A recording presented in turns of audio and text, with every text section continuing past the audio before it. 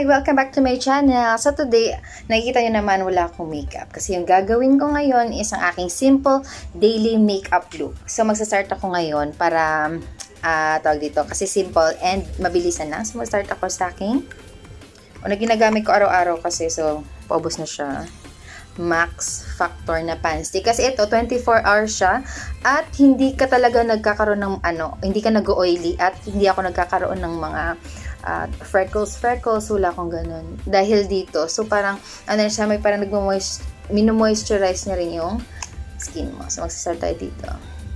Konti lang. Tapos, ginagamit ko lang ng, kamay ko. Kamay ko is malinis naman siya. Syempre, galing tayong bagong ligo and blow dry ng hair. Yan.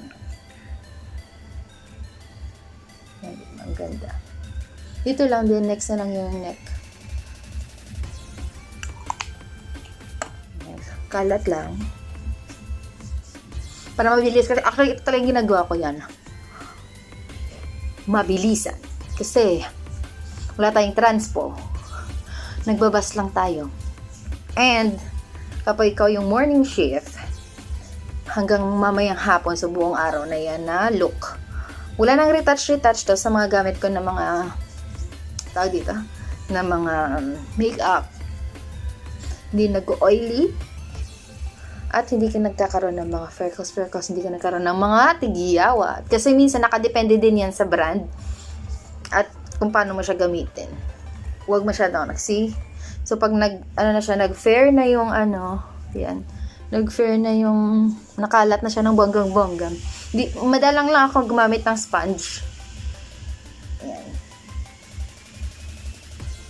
Madalang lang. Then next, itong ever since ito talaga ginamit ko yung Maybelline na matte powder. Konti lang. Mabilis lang kasi kunwari late nagising. So, mabilisan lang. Yan. Ito na yon. So, maaga tayo nagising para mag-vlog lang. Gawin tong makeup na to. Ayan. Kita niyo naman. Yung kilay ko manipis, kaya you will see later the 15 seconds. Hindi ako nagjo-joke. 15 seconds. Na-try ko siya kasi nung last time na late na ako, super late, mga ilang minutes lang yung shower. Shower siya. Dati ligo lang. So, next ko na yung kilay. So, ito na siya. Kahit orasan pa, mabilis na siya. So, dito muna sa ibaba. Una. Ayan. Nakatingin ako kasi sa ko. Ay. Dito lang siya kasi sa baba muna dapat nakaline siya dito. Align. Okay. Baba muna tapos kinakorte ako sa taas kasi tinuro to sa akin ng ng friend natin sa K7L. It's a local brand. Ito sa Kuwait. Baka naman. O, diba? Sabi sa inyo, 15 seconds lang siya. Kasi na siya. Sinusunod ko na po yung yung ginawa sa akin na threading. Yes. So, basta may kilay ka na, nagkakaroon ka na ng talaga, ng buhay yung face mo. Kasi pag wala kang kilay, alam na this. Yes. Diba? Tapos, brush lang. Hindi ako marunong pa ng technique ng parang meron parang totoong kilay siya dito ganun. Sa susunod. Hindi ko pa talaga siya ma-perfect pero tina-try natin na So ang gamit ko nakapag buy to get one tayo sa Boots. Same din Bourjois. Bourjois. Basta yun. Tawag nila Bourjois. Number 3. Then next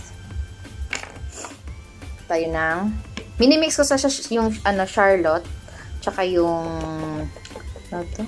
na blush on yan. Konti lang. Ay! OMG! Konti lang. Kasi kapag wala kang blush on, ay! Ba yan? God. Pag wala kang blush on, parang pale. Oo. So may brush na may kamay pa. Sige, todo na to. Kasi dapat ilang minutes lang to eh. Nag-rush tayo, di ba?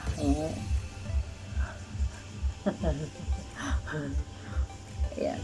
Kasi dati, papakita ko sa inyo, yan. Ganyan yung mga ano dati. Yung mukha ko na walang kilay. Yan. Ganyan. Dalawa siya para ma-mix niya. Oh, okay. So, meron na nagkakaanohan na. Next, kasi, parang, tawag dito, pag wala kang pilik mata, parang, diba? So, lalagyan din natin ng, yan, yung K7 na ginamit ko. Kasi maganda siya. Nagbibigay talaga siya ng volume sa iyong pilik mata. Ay.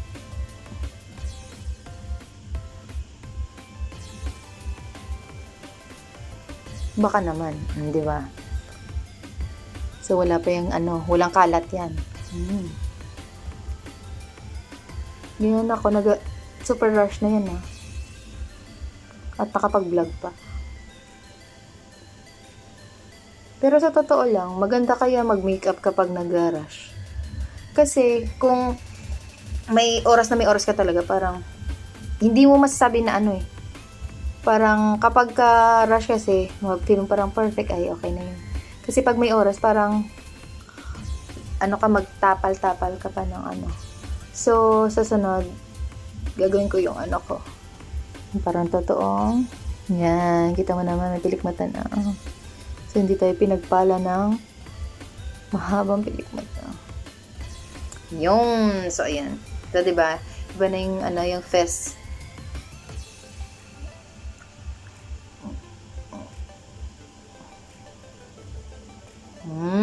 Perfect. So, yung last touch, yung lipstick. Nagamit ko lagi yung Bourjois. Yung lang siya, Brow Velvet Bourjois. Maganda siya para ang pero sa totoo, madalang lang din ako mag-lipstick kasi nagfi-face mask dito lagi at hindi pwedeng tanggalin yung face mask kasi penalty ka. Pero okay din yun kasi safety of others and yours. So, ito na.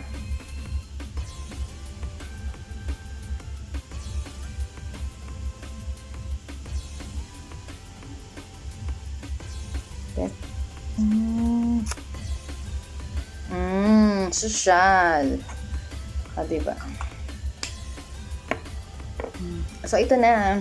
Then, fix ng konti ng hair.